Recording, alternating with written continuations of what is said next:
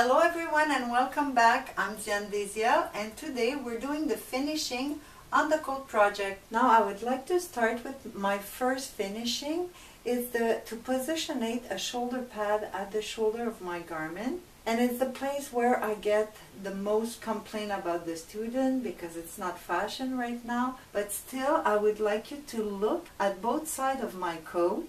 And you notice here that there's a little pleating and a little gap. What the shoulder pad does is that it fills this area here where your body is empty. You don't have to put big shoulder pad. You could place just one little layer inside and it's going to fill that gap and hold your garment to have a much better look. Now about the shoulder pad, there's different ones. I cannot show you them all, but the one that I really don't like are the ones that are cut sharp like that. The one I like to use are the one called raglan shoulder pad. They continue a little bit inside your sleeve so you don't see like the cut or where exactly it's finishing. I like to use these one and I just unstitch them. They're usually stitched with big stitch, so easy to remove. And with one pad you make two. You just keep or don't keep the inside. So that's what I did here. I got my two-piece and that's what I'll put at my shoulder. You get the middle and you're going to place it on your shoulder. Here's my neckline. So we usually place them where you have the seam there. This is the sleeve part. You place the seam right at the edge of the seam allowance. And you have to make sure that the point doesn't go further than 1 cm away from the seam that you did. Why? Because this seam is going to turn back and you don't want your coat to lift right at the neck. If it's too long, you just cut, do the same thing on both sides, and you place it right on. I'm going to show you with pins now where I'm going to sew them. I just put my pin with the seam allowance only. Same thing at the end of the shoulder. So open and just pin.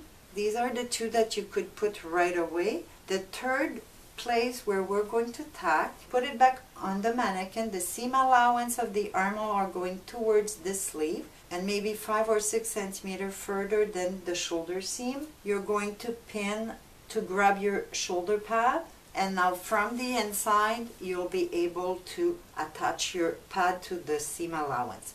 This way your shoulder pad is not going to fold or go on the back. You could do the same thing for the back if you want, but remember to put it back on the mannequin to find the placement because there's going to be a little gap here. It's opposite curve.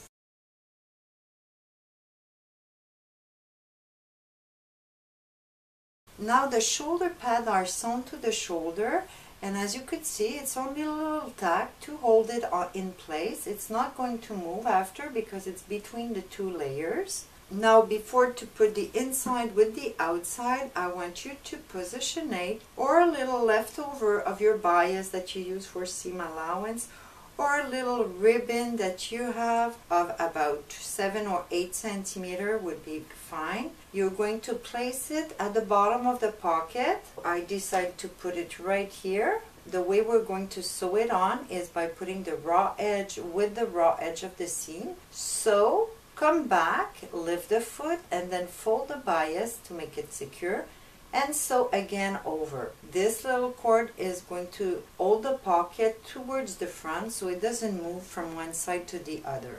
Now if you want to get the same reference on the other pocket, just put them one over the other and just mark your reference at exactly the same place.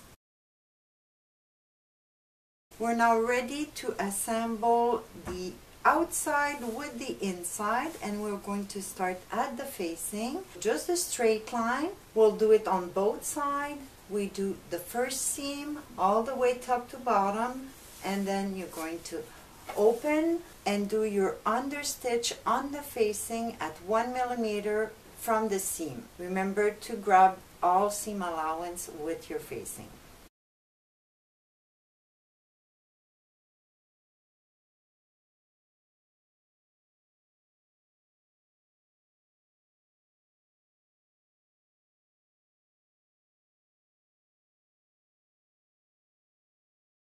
Now I hope you noticed it was pretty easy to do the first seam. Now to make the top stitch easily, just start at the bottom on one side, and when you reach to the top or the neckline, you just continue on the other side all the way to the other end. The next step is going to be to close the corner at the bottom. To do that, you're going to fold it good side with good side, align your bottom part, and make sure you put your seam allowance towards the facing. Turn the corner very tight, and you're going to sew with your normal seam allowance, folding the end of the facing on the other side. You back tack at the beginning and at the end. Now here's the result of your corner with the seam allowance fold over here. I'm going to leave it up to you if you want to cut or not the corner. If you have thick wool, you might want to remove just the top part of the seam allowance. And then we do as usual, send all the seam allowance the same direction, so towards the facing, and use the thickness to turn it. Et voila! The next thing is going to be to attach the neck together. You're going to place your garment face to face. We're going to start at the front, folding the seam allowance towards the facing like we did at the bottom. Very tight also. And we're going to sew matching the notch and this shoulder seam. Also center back notch. All the way to the other side, doing exactly the same thing. Fold it to seam allowance towards the facing, very tight at the corner.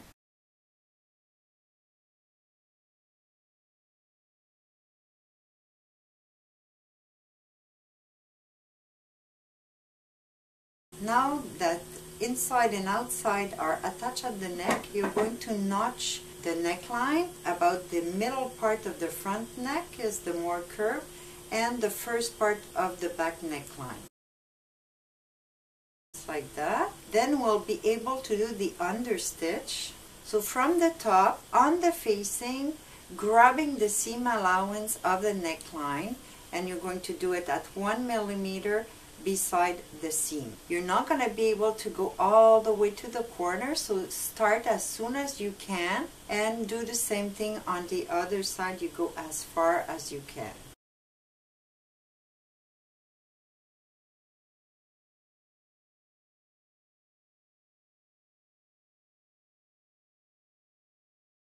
Now we're ready to sew the bottom of the sleeve with the lining, and to do that you're going to push your lining inside the sleeve like that, and once it's there, just make sure that your seam are going parallel inside and outside. Then while your hand is still inside, grab the front seam, it's going to match perfectly, while the other side doesn't match because you have an extension. It does match the outside extension. Hold it together and turn it so you have your lining outside, just like that. And then you're going to go between the two layers, so inside the jacket,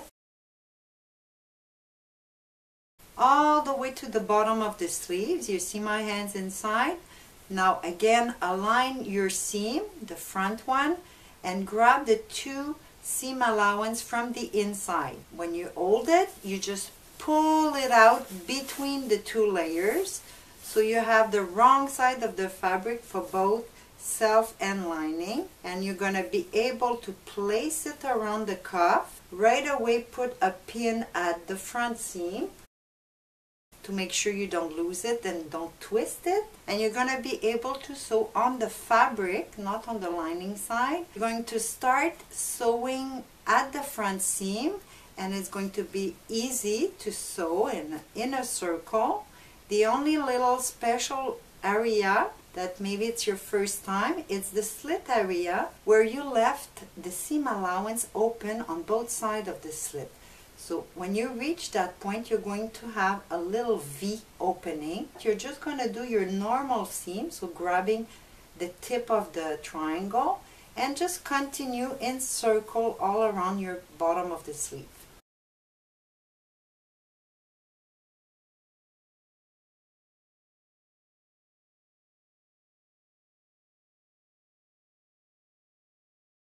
Now we did assemble all around the cuff of the sleeve. You could see here the little V area where I did fold my seam allowance in opposite direction to get my triangle. If you cannot reach the point of the triangle, doesn't matter, even a little 2 millimeter further down doesn't matter, it won't show because you have a ease pleat on your lining at the bottom. Try to go close but don't go over it. When it's done, before to turn your garment on the good side, you go back on the front seam. We're going to tack the hem so it stays closed because this hem is not going to be stitched, so we have to help a little bit by doing a little tack. Fold it at the notch, wrong side with wrong side, and just grab the seam allowance so you could go and tack the seam allowance together just for a little while. When your little tack is done, you could turn it inside out. Just put your hand inside on the good side of the garment. You put your hand inside all the way to the hem. Pull it out. So now we could see that the little V that I was talking about, all nice and clean, no problem, even if you didn't reach exactly to the corner. And you could see also that the little tack we did at the hem, make sure that it's not going to get unfold. Now for today's video, there's just two more little things to do. First, we're going to attach the underarm of the armhole, just to make sure that when you remove your coat, the lining doesn't come out. So between the two layers, and there's one thing to remember, that you want your armhole seam to go towards the top for both layers. So just put your side seam over the side seam, and we will put a pin because sometimes with line garment we don't know exactly where we are, and you're going to put a little pin and do your seam, very short seam, maybe 1 centimeter long, and you do it half of the distance of your seam allowance. So just a little tag there. And the last seam for today is going to be to attach the pocket bag. So if you just put your facing flat on the table, lift your lining, and I ask you to attach a little piece of bias or ribbon.